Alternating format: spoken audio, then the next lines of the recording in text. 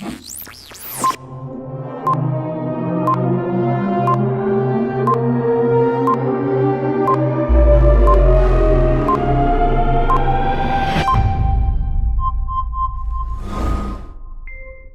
everybody, and welcome back to another episode of Humatics Practices. Today, we're going to talk about the measurement of the angles of a closed polygonal.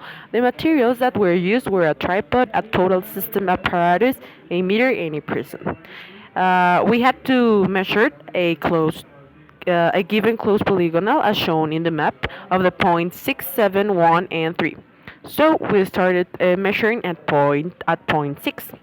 First, we had to install the tripod, and then we installed the total station. Then we had to level it with the zenith over the point C. Due that this station is a Leica, it has a laser that allowed us to do this operation. Once the vertical axis is directly pointing the desired point, the total station digitally indicated how to finish the nivellation of the station. One person of the group holded the prism vertically on the point 7, but before taking the measurements, it must be measured the height and of the station and of the prism and enter them these data on the total station for having more accurate measurements. Then the data collection began. For decreasing the error, they were taking two data, right and left face. Through the lengths, it was focused the person holding the prism and the total station through a database that included the horizontal angle, vertical angle, slope, and horizontal distance. Then it was rotated the total station and the lens for taking the left face.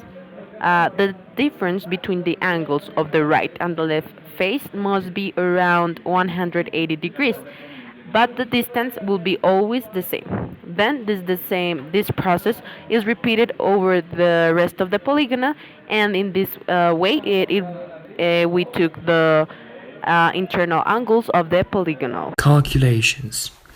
In order to have achieved these inner angles, we were obliged to use the inner angle formula to calculate the theoretical value for the given polygon.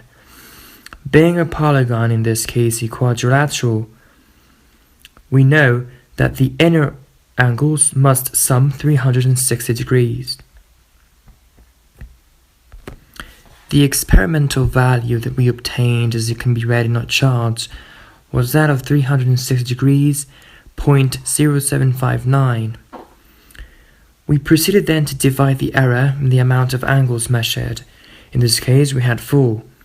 We then added this value, subtracted actually, from each angle measured in order to delete the error from our measurements and to obtain the most probable values. Afterwards, given the vertical distances of the angles, we were able to learn what the heights were. These calculations were done using basic trigonometry, since the vertical angles served as an angle between two sides of a triangle and the horizontal distance served as one of the triangle side. Using sine and cosine properties, we were able to learn these heights. Results. As stated in former subtitles, we obtained a total inner angle sum of 360.0759772 degrees, which is equivalent to 360 degrees, 4 minutes and 34 seconds. A mistake, as stated before as well, of 4 minutes and 34 seconds is considered minimum. Thanks for watching. See you next time.